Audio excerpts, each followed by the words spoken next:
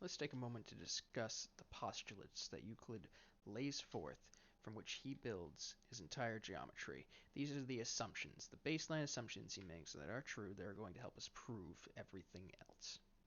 All right. Postulate number 1, to draw a straight line from any point to any point. So let's say we have a point A, and let's say we have a point B. It seems natural to think that we can make segment AB. All right, that's it. The first assumption is that if we have a collection of points, those points can be used to define a line, and there is a collection of points between those two points. That's the first postulate. Postulate 2 builds off this idea just a bit to produce a finite straight line continuously in a straight line. So, again, we have our points A and B. That makes line segment AB. But now, we can continue this segment infinitely in this direction if we like, or infinitely in this direction if we like. That being said, that any line segment can be turned into a line. Okay, so we have line segments, we have lines. Postulate number 3. To describe a circle with any center and distance. Let's talk about centers of circles. And let's talk about the radius of circles. And you know what, we'll just throw in right now also the diameter of circles. 3 vocabulary words that you should probably already be familiar with. We'll touch base on them real quick. First, let's give ourselves a point P. And let's give ourselves another point Q. All right. The collection of all the points around P such that PQ, the line segment PQ, is equal to every single other distance. Let's call this R, T, and S. So if PQ is equal to PR, is equal to PT, is equal to PS. And I'm going to stop using the word equal, actually. I'm going to use the word congruent. If they're congruent, if line segment PQ is congruent to PR, is congruent to PT, is congruent to PS. All right. If all of these distances are congruent, then we have a circle. All right. So postulate 3 simply says that we can construct circles with centers. We'll call it P. These circles have a radius, PQ. And lastly, just to throw in another vocab term, there are diameters. The diameter of a circle is any 2 points that make a line that go through the center of the circle, and those 2 points have to be on the extremity. Or TQ is a diameter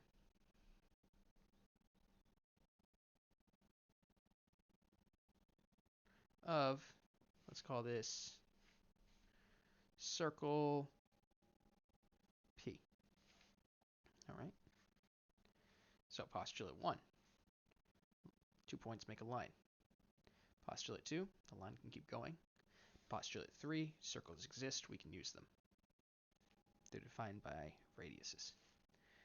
Postulate 4, all right angles are equal to one another. All right. Well,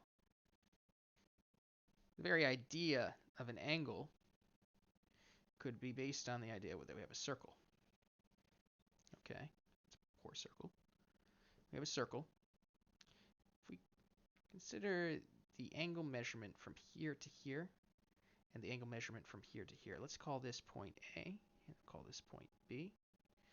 Let's call this point C. If, let's give ourselves a point D right there. If angle BDA is congruent to angle CDA and angle BDA and CDA are supplementary,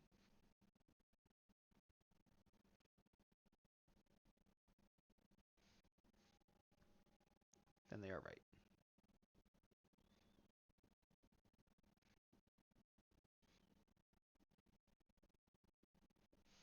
Okay? That's the long form version of the fourth postulate. Basically, if you have a line and it is cut in half by a perpendicular, then you have two right angles, and all right angles are equal to each other. Okay, that's the first four postulates. Before we continue, I just want to talk a little bit about some of these new words that I've also been throwing out here, some other definitions that we hadn't quite covered yet. All right, there's two in particular that we just reviewed that we should talk about a little bit. The first one is this idea of congruency versus equality. We denote congruency as such. We can use this symbol here. It's an equal sign with a little squiggle dash above it. And certain things can be congruent to certain things. For example, a line segment AB could be congruent to another line segment CD. Okay, it could also be that angle ABC could in fact be congruent to angle DEF. Okay. A few other congruents. We could have two congruent triangles. We could define a triangle ABC to be congruent to triangle DEF. All right. Now, the difference between congruency and equality. Well, with our numbers, we know that 1 equals 1, 2 equals 2, 3 does not equal 4, and so on and so forth. What's the main difference between two things? I mean, if the line segment AB here is the same as line segment CD, aren't they equal? Well, no, because these are actually two separate lines. You see, in order for line segment AB to be equal to line segment CD, it would actually have to be the same line. So we could say this. Segment AB is equal to segment BA, but it is not necessarily equal to segment CD. Okay, it could, however, be that segment AB is congruent to segment CD. All right, they're two separate things, two separate segments. And that's how we distinguish the difference between congruency and equality. If it's the same thing, it can be considered equal. But if they simply have the same measure, then they are congruent. Okay. The other thing I mentioned just now was this idea of supplementary angles. And you may already have an idea of what a supplementary angle is. Your idea might be based on this. If you have an angle formed between two lines and angle, let's call this angle A, and we have angle B, and angle A plus angle B is equal to 180 degrees, we call them supplemental. However, as we're developing this geometry, we're not going to be using this idea of degrees. All right? We will be using this idea of supplementary, however.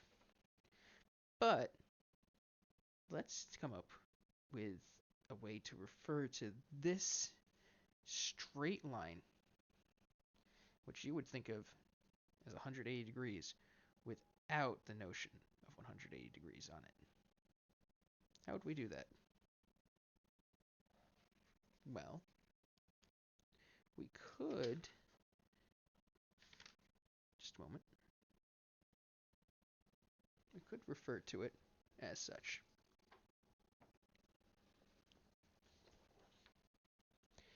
What if we called this a straight angle?